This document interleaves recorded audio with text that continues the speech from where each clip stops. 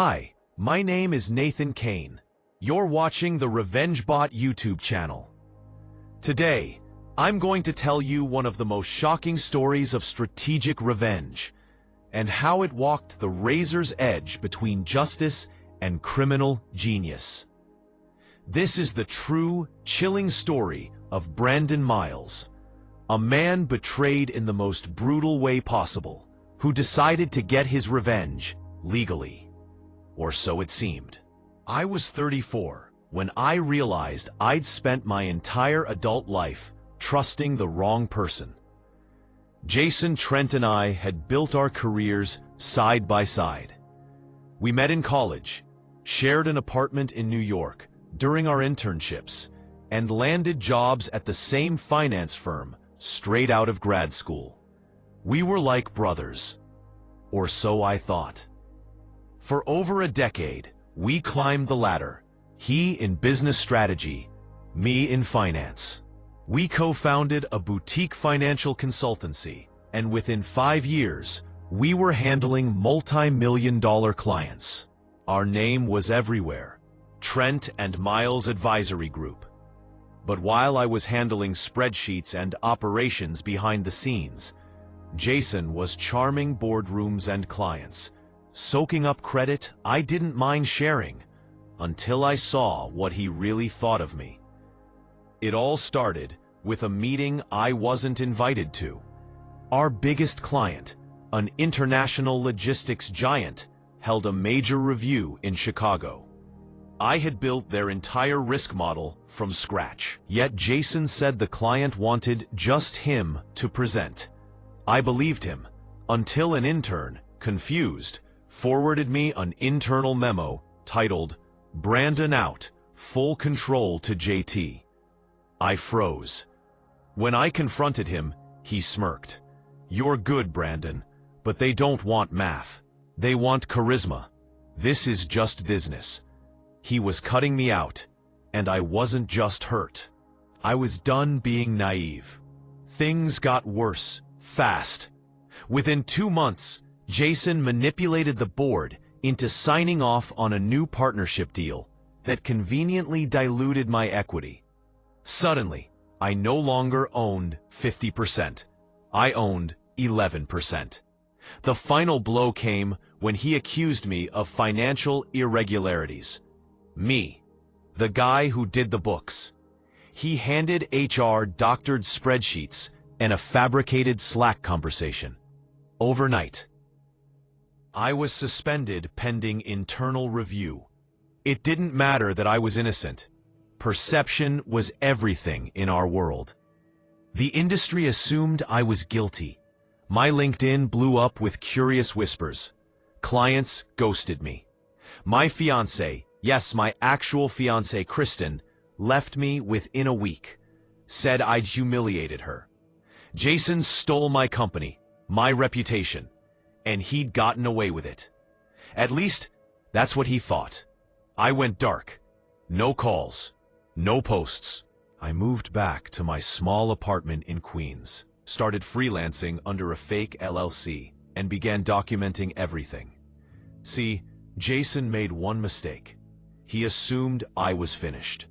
But what he didn't realize was that I knew every password, every VPN we'd used, every offshore asset, every favor he'd called in.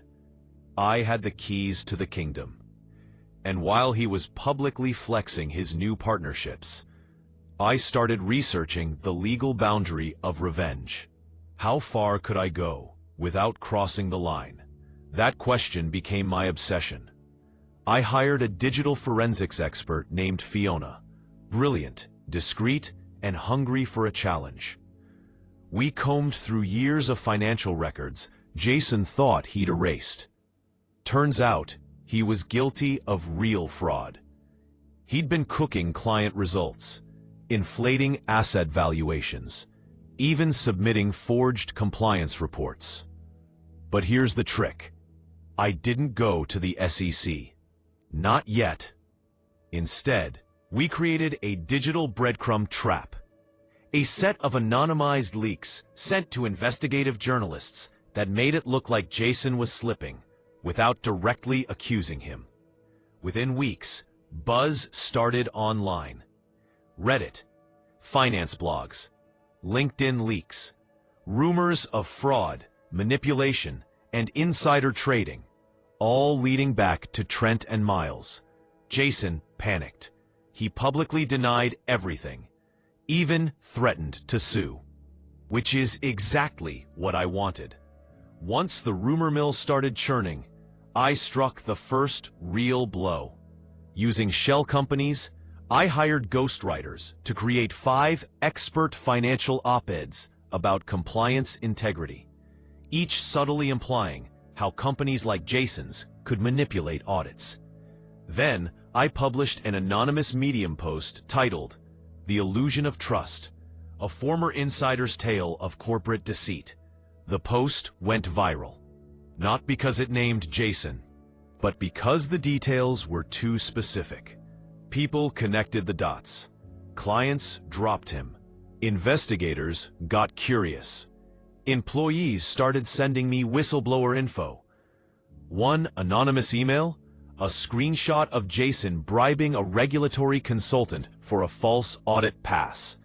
It was all falling apart, and I hadn't technically broken a single law. Controlled intensity, rising tension. By now, Jason's company, his empire, was bleeding from every direction. Venture partners were pulling out, employees were resigning en masse, and clients were demanding independent audits, all because of rumors I never legally verified. Every leak, every breadcrumb was technically just commentary, nothing traceable. But then, the real bomb dropped. An anonymous former contractor uploaded a 13-minute expose on YouTube titled, "I helped fake data for Trent and Miles. Here's how." Within 24 hours, it had over 500,000 views. Jason panicked, claiming defamation. But the video was full of screenshots, email headers, and metadata. Real evidence. He called in PR firms, lawyers, even contacted law enforcement to stop the smear campaign. But the moment he stepped into the spotlight, everything unraveled. A financial watchdog group lodged a formal inquiry, and that's when the police got involved.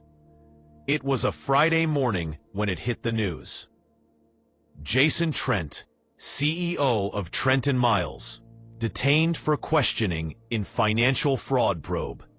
No mugshot, no handcuffs, just detained. Because Jason wasn't arrested, not officially.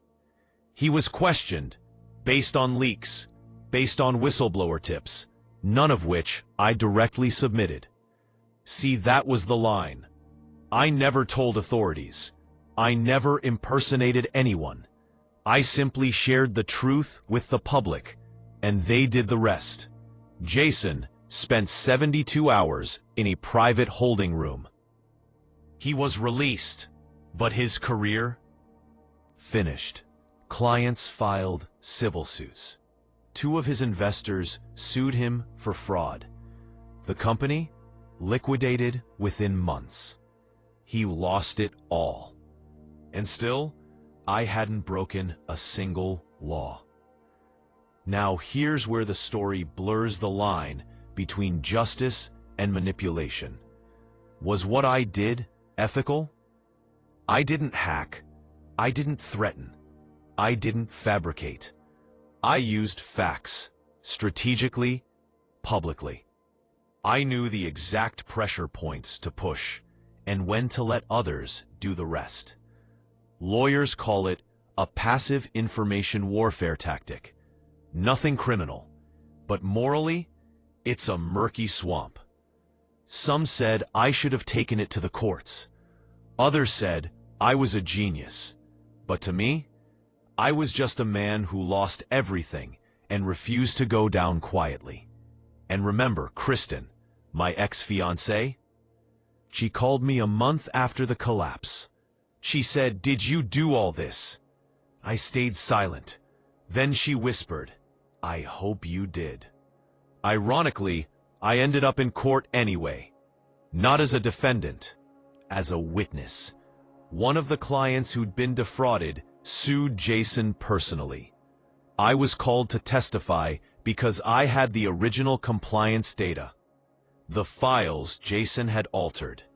He glared at me across the courtroom. That same smug smile, gone. His lawyer objected, tried to paint me as a bitter ex-business partner with a vendetta. But the judge allowed it, because the numbers didn't lie. The digital trail proved Jason forged client metrics. When the judge banged the gavel and ruled in favor of the plaintiff, I felt nothing.